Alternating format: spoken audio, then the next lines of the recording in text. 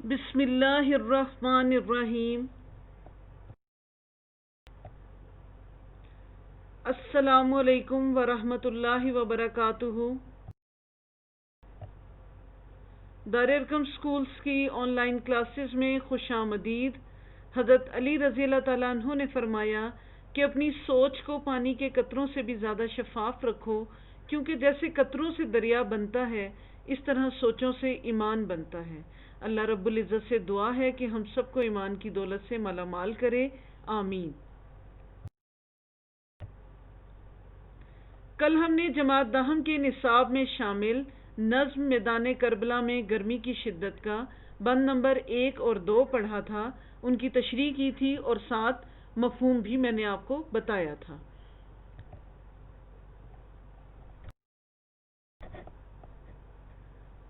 آج ہم نظم میدان کربلا میں گرمی کی شدت کے بند نمبر 3، 4 اور 5 کی تشریح کریں گے۔ بند نمبر 3، جھیلوں سے چار پائے نہ اٹھتے تھے تا بشام، مسکن میں مچھلیوں کے سمندر کا تھا مقام، آہو جو کاہلے تھے تو چیتے سیاہ فام، پتھر پگھل کے رہ گئے تھے مثل موم خام، سرخی اڑی تھی پھولوں سے سبزی گیا سے، پانی کنووں میں اترا تھا سائے کی چاہ سے۔ مشکل الفاظ کے معنی: چار پائے چار پیروں والے جانور، مسکن رہنے کی جگہ، آہو ہرن، سیاہ فام کالی رنگت والا، مثل مثال کسی کی مانند ہونا، خام کچا، گیا گھاس پھوس، چاہ چاہت کنواں، کاہلے کاہل سست۔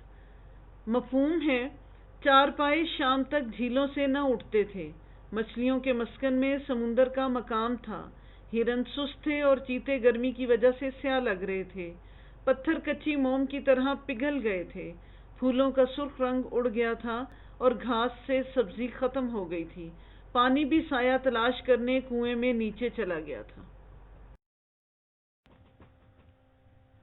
بند نمبر 3 کی تشریح: کربلا کا میدان جہاں سورج اپنی پوری آب و تاب سے چمک رہا تھا، گرمی اتنی شدید تھی کہ ہر کوئی پریشان اور نڈھال تھا۔ جو جانور پانی میں رہ سکتے تھے وہ پانی سے باہر ہی نہیں نکلتے تھے، شام تک وہ پانی میں ہی رہتے، جب گرمی کی شدت ذرا کم ہوتی تو وہ پانی سے باہر جھانکتے، آب رواں سے منہ نہ اٹھاتے تھے جانور، جنگل میں چھپتے پھرتے تھے طائر ادھر ادھر۔ مچھلیاں جو زیر آب خوش رہتی ہیں، سمندر کی گہرائی ان کا مسکن تھی، وہ بھی سطح سمندر پر آنے سے گھبراتی تھیں، کیونکہ گرمی کے باعث پانی ابل رہا تھا، بلبلے بھی انگاروں کی طرح شرر فشاں تھے، اس لیے مچھلیاں پانی کے اوپر نہیں تیرتی تھیں۔ ہرن جو کلانچے بھرتا ادھر سے ادھر بھاگتا دوڑتا مزے لیتا ہے، وہ بھی سست اور نڈھال ہو چکا تھا۔ چیتا جو سخت جان اور تیز رفتار جانور ہے، وہ بھی گرمی کی شدت سے بے حال تھا، اس کا رنگ سیاہ پڑ گیا تھا اور وہ نیم جان ہو گیا تھا، دھوپ کی تیزی نے اس کے رنگ روپ کو سیاہ اور رفتار کو سست کر دیا تھا۔ سورج کی حدت اور حرارت سے پتھر بھی پگھلنے لگے تھے، پتھر حالانکہ سخت ہوتے ہیں مگر گرمی کی شدت سے وہ بھی موم کی طرح پگھل رہے تھے۔ یہاں میر انیس نے مبالغے کی انتہا کر دی ہے، حالانکہ پتھر صرف گرم ہوئے تھے لیکن میر انیس نے اپنی مبالغہ آرائی سے انہیں بھی موم کی طرح پگھلا ہوا کہا ہے۔ کنوؤں کا پانی بھی کم ہو کر سطح سے جا لگا تھا، یعنی پانی بھی سائے کی تلاش میں کنویں کے نیچے چلا گیا تھا تاکہ گرمی سے بچ سکے۔ سورج کی تپش نے پھولوں کی چمک اور خوبصورتی کو ماند کر دیا، گھاس پھوس بھی سوکھ کر پیلی رنگت اختیار کر چکی تھی۔ بند نمبر 4، کوسوں کسی شجر میں نہ گل تھے نہ برگ و بار، ایک ایک نخل جل رہا تھا صورت چنار، ہنستا تھا کوئی گل نہ لہکتا تھا سبزہ زار، کانٹا ہوئی تھی سوکھ کے ہر شاخ باردار، گرمی یہ تھی کہ زیست سے دل سب کے سرد تھے، پتے بھی مثل چہرائے مدکوک زرد تھے۔ مشکل الفاظ کے معنی: کوسوں میلوں، ایک کوس 1.5 میل کے برابر ہوتی ہے۔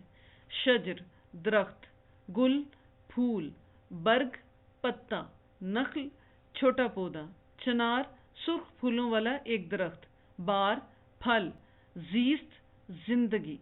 مثل مانند طرح، مدکوک دک کا مریض۔ مفہوم: میلوں تک کسی درخت پر پھل پھول نہ تھے، ہر پودا چنار کی طرح جل رہا تھا، کہیں پھول نہیں کھلا تھا، ہر پھلدار شاخ سوکھ کر کانٹا بن گئی تھی، ہر کوئی زندگی سے بیزار تھا، درختوں کے پتے بھی دک کے مریضوں کے زرد چہروں کی طرح تھے۔ بند نمبر 4 کی تشریح: شاعر کے مطابق گرمی کی شدت نے زندگی کو بالکل پسماندہ کر دیا تھا۔ سورج کی حدت و تپش کے باعث زندگی کے آثار نظر نہیں آتے تھے۔ تمام درخت پتوں، پھولوں اور پھلوں سے خالی دکھائی دیتے تھے۔ میلوں پھیلے ہوئے صحرا میں کوئی بھی درخت ایسا نہیں تھا جس پر کوئی برگ و بار نظر آ رہا ہو۔ ہر درخت چنار کے پھولوں کی مانند شعلہ بار نظر آ رہا تھا۔ سورج کی شعاعوں کے باعث ہر پودا ایسے نظر آ رہا تھا کہ جیسے وہ جل رہا ہو۔ ہر شاخ زندگی سے عاری، پھولوں سے خالی، سوکھ کر کانٹا بن گئی تھی۔ کربلا کے میدان میں بے برگ و بار درختوں پر جب سورج کی شعاعیں پڑتی تو یوں لگتا جیسے سارے جنگل میں آگ لگ گئی ہو۔ پھول پھل سبزہ زار مرجھا چکے تھے۔ گرمی کی شدت اور دھوپ کی حدت کے باعث سب کے دل زندگی سے بیزار نظر آتے تھے۔ ہر کوئی پسینے سے شرابور سائے کی تلاش میں تھا، مگر اس روز کی گرمی تو قیامت کا سماں پیش کر رہی تھی۔ گرمی اور سورج کی حرارت کی وجہ سے نہ کہیں پانی تھا اور نہ کہیں درختوں کی ٹھنڈی چھاؤں۔ ہر کوئی مضطرب و بے چین تھا۔ گرمی سے مضطرب تھا زمانہ زمیں پر، بھن جاتا تھا جو گرتا تھا دانہ زمیں پر۔ بند نمبر 5: شیر اٹھتے نہ تھے دھوپ کے مارے کچھار سے، آہو نہ منہ نکالتے تھے سبزہ زار سے، آئینہ مہر کا تھا مقدر غبار سے، گردوں کو تپ چڑھی تھی زمیں کے بخار سے، گرمی سے مضطرب تھا زمانہ زمیں پر، بھن جاتا تھا جو گرتا تھا دانہ زمیں پر۔ مشکل الفاظ کے معنی: کچھار شیر کا مسکن، آہو ہرن، سبزہ زار ہرا بھرا میدان، مہر سورج، مقدر میلہ، گردوں آسمان، تپ بخار، مضطرب بے چین پریشان۔ مفہوم: دھوپ کے مارے شیر اپنی کچھار سے باہر نہ نکلتے تھے۔ سبزہ زار میں آہو بھی گرمی سے ہانپ رہے تھے۔ سورج کی دھوپ گرد سے میلی ہو رہی تھی۔ آسمان کو زمین کی گرمی کی وجہ سے بخار ہو گیا تھا۔ ساری دنیا گرمی سے پریشان تھی۔ اگر کوئی دانہ زمین پر گرتا تو بھن جاتا۔ بند نمبر 5 کی تشریح: میر انیس نے کربلا کے میدان میں گرمی کے موسم کی ایسی منظر نگاری پیش کی ہے کہ لفظوں کے ذریعے حقیقت کا رنگ مزید گہرا کر دیا ہے۔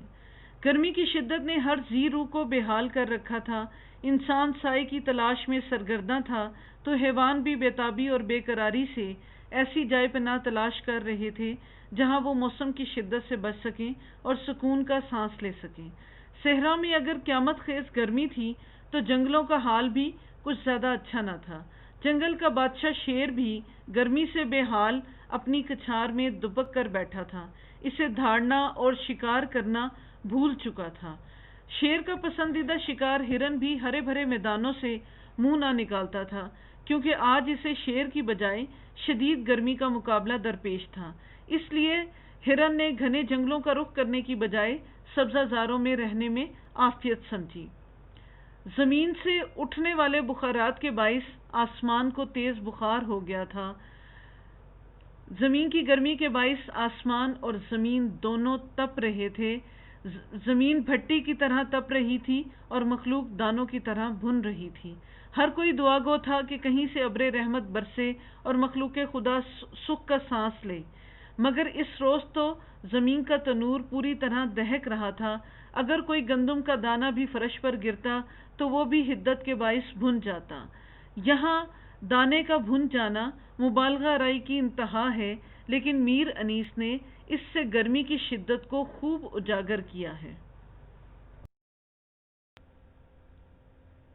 شدید گرمی کی وجہ سے خود سورج نے بھی اپنا چہرہ گرد و غبار میں چھپا لیا تھا، یعنی سورج کی حدت کے باعث زمین و آسمان دونوں کی رنگت سرخ ہو گئی تھی، گویا پانی تھا آگ، گرمی روز حساب تھی۔